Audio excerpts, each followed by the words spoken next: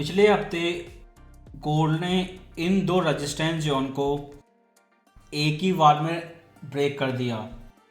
ऐसे ब्रेक किया जैसे रेजिस्टेंस जोन है ही नहीं, क्योंकि 1860 लेवल ब्रेकआउट हो चुका है। इसलिए आप कह सकते हैं कि 1810 लेवल बॉटम है। और जिस तरह से प्राइस वर्टिकली ऊपर जा रहा है, उस कंडीशन में नेक्स्ट रेजिस्टेंस आपका 1981 टू 1966 है। ये आपका नेक्स्ट रेजिस्टेंस जोन है। लेकिन जो आपका मोस्ट इम्पॉर्टेंट रेजिस्टेंस है वो 1981 है। लेकिन रिस्क मैनेजमेंट के लिए प्राइस 1947 लेवल पे आके रुक सकता है, क्योंकि जिस स्पीड से ये खंबे की तरह ऊपर जा रहा है, ये और ऊपर नहीं जा सकता। इसे एक समय पर आके करेक्शन करना ही होगा। अब वो करेक्शन 1947 लेवल से आए या 1981 लेवल से आए। अगर H4 टाइम फ्रेम को अगर और भी ध्यान से आप देखें तो इस टाइम फ्रेम पर आपको एक inverted head and shoulder chart pattern नज़र आएगा। और ये चार्ट पैटर्न कंप्लीट हो चुका है, नेक लाइन भी ब्रेकआउट हो चुकी है।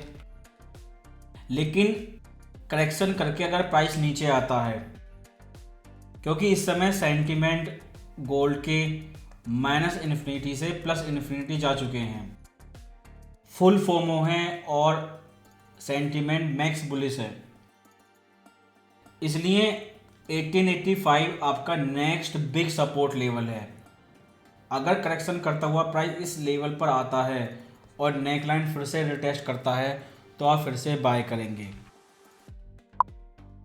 लेकिन डेली टाइम फ्रेम पर इस वर्टिकल एक्शन के बाद, स्पेशली फ्राइडे की कैंडलस्टिक क्लोजिंग के बाद, लगता है प्राइस ट्रेंड रिवर्सल कर चुका है। इसलिए अगर प्राइस करेक्शन करता है, नीचे आता है, क्योंकि करेक्शन के लिए मेजर सपोर्ट लेवल 1885 है, उससे नीचे की उम्मीद ना करें। और करेक्शन करता है तो आप फिर से बाय करेंगे और नया हायर हाई एक्सपेक्ट कर सकते हैं, क्योंकि डेली टाइम फ्रेम पर नेक्स्ट बिग रेजिस्टेंस 1984 है। इसलिए करंट प्राइस लेवल से फ्राइडे की क्लोजिंग 1932 लेवल, अब या तो प्राइस काउंटर ट्रेंड करेक्शन करे उसके बाद ऊपर जाए। लेकिन वार न्यूज़ और ज़्यादा बढ़ती है और मंडे को भी एक्शन देखने को मिलता है और प्राइस डायरेक्टली 1984 लेवल चला जाता है, तो वहाँ से आपको फिर एक शार्प करेक्शन देखने को मिलेगा। इसलिए आपका नियरेस्ट रेजिस्टेंस 1945 लेवल है। और जिस टेक्निकल ट्रेडर ने फ्राइडे को 1885 लेवल पे सेल किया था, वो करेक्शन की उम्मीद कर सकता है। लेकिन नए मॉनेटरी पॉलिसी ट्रेंड को अगर आप देखें तो 1885 लेवल का मतलब है जुलाई FOMC आपकी लास्ट हाइक थी, क्योंकि प्राइस 1920 लेवल को भी क्रॉस कर चुका है। इसका मतलब ये है कि मई 2024 में आपका पहला रेट कट होगा। और क्योंकि ये हफ्ता FOMC ब्लैकआउट से पहले लास्ट हफ्ता है, लेकिन इससे पहले इन्होंने जो कुछ भी कहा है उसमें ये चीज़ क्लियर कर दी है कि अब रेट हाइक नहीं होगा। उस कंडीशन में प्राइस 1885 लेवल से ऊपर ही रहेगा। अगर मार्केट को ये भरोसा होता है कि मई 2024 में पहला रेट कट होगा, तो उस कंडीशन में इस 1920 लेवल से ऊपर रहेगा और इस लेवल तक आप मिनिमम करेक्शन की उम्मीद कर सकते हैं। लेकिन रेट कट की टाइमिंग और भी चेंज होती है और मई 2024 से और भी पहले आती है। और जिस स्पीड से गोल्ड ऊपर जा रहा है और फ्राइडे क्लोजिंग के समय जो मार्केट सेंटीमेंट थे, हो सकता है नवंबर महीने में भी रेट कट हो जाए।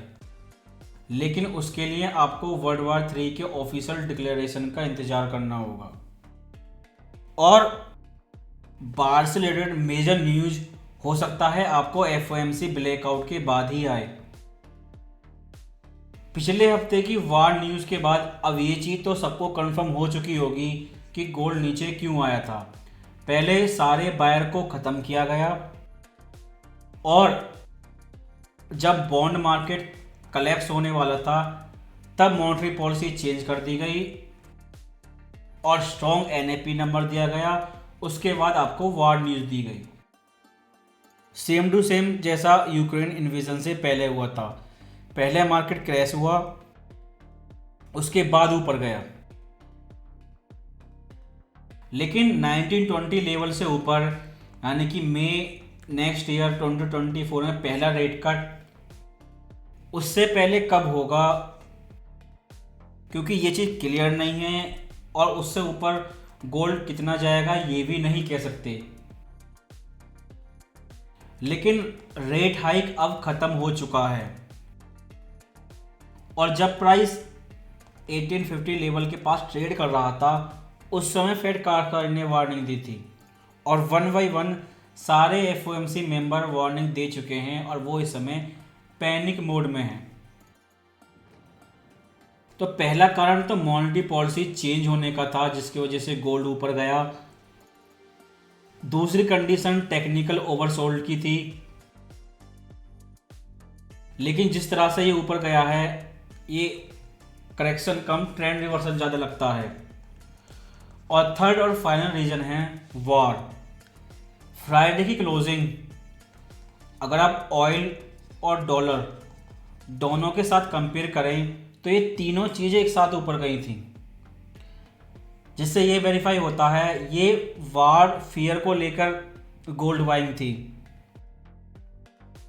अगर वार नहीं रुकता है, बढ़ता जाता है, तो ऑयल और भी ऊपर जाएगा। और ठीक 50 साल पहले सेम टू सेम वैसा ही हो रहा है, सेम वार है और स्टैग्फ्लेशन रिस्क बढ़ चुका है। और जब तक वार रुकेगा नहीं ऑयल ऊपर जाता रहेगा। और जैसा कि पिछले हफ्ते आपने देखा सीपीआई की कोई वैल्यू नहीं है, क्योंकि इस वार में सीपीआई फिर से 9% जा सकती है। वार न्यूज़ के अलावा इस हफ्ते और भी न्यूज़ हैं, जैसे कि स्मॉल वन रिटेल सेल्स, लेकिन सीपीआई की तरह इनकी भी कोई वैल्यू नहीं है।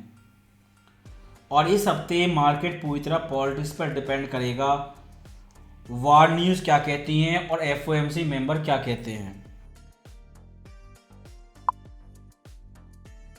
अगर आप वीकली टाइम फ्रेम को देखें तो इस टाइम फ्रेम पर यह ट्रेंड लाइन आपका अकेला डायनामिक रेजिस्टेंस है और पिछले हफ्ते एक ही कैंडल में $100 प्राइस एक्शन में ये ट्रेंड लाइन भी रिटेस्ट हो चुकी है।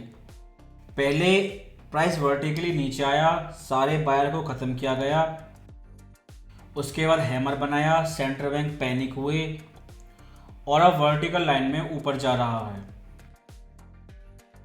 अगर ट्रेंड लाइन ब्रेकआउट होती है तो आप रिटेस्ट पर बाय करेंगे, या ट्रेंड लाइन से पहले करेक्शन होता है तो आप ब्रेकआउट से पहले बाय करेंगे।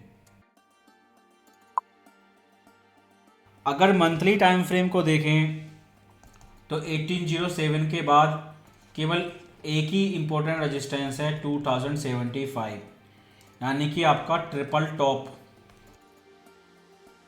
क्योंकि वन बाई वन सारे एफओएमसी मेंबर पैनिक हो रहे हैं, अगर फेड चेयर भी पैनिक हो जाते हैं आने वाले समय में एफओएमसी मीटिंग में, तो गोल्ड इजीली 2000 लेवल को ब्रेकआउट कर देगा।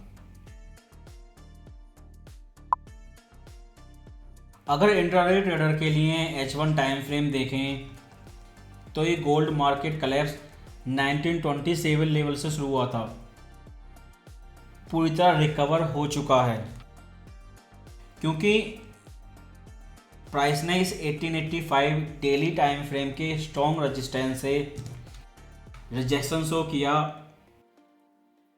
लेकिन स्मॉल करेक्शन के बाद वर्टिकल ऊपर गया और रास्ते में आने वाले सारे रेजिस्टेंस ये ब्रेक कर चुका है। इसने करेक्शन की कंडीशन में सपोर्ट केवल एक ही है और रेजिस्टेंस 1945, उसके बाद 1984। क्योंकि पिछले हफ्ते जिन लोगों ने गोल्ड बाय किया वो वैल्यू इन्वेस्टर थे, और ये कभी भी H1 टाइम फ्रेम नहीं देखते।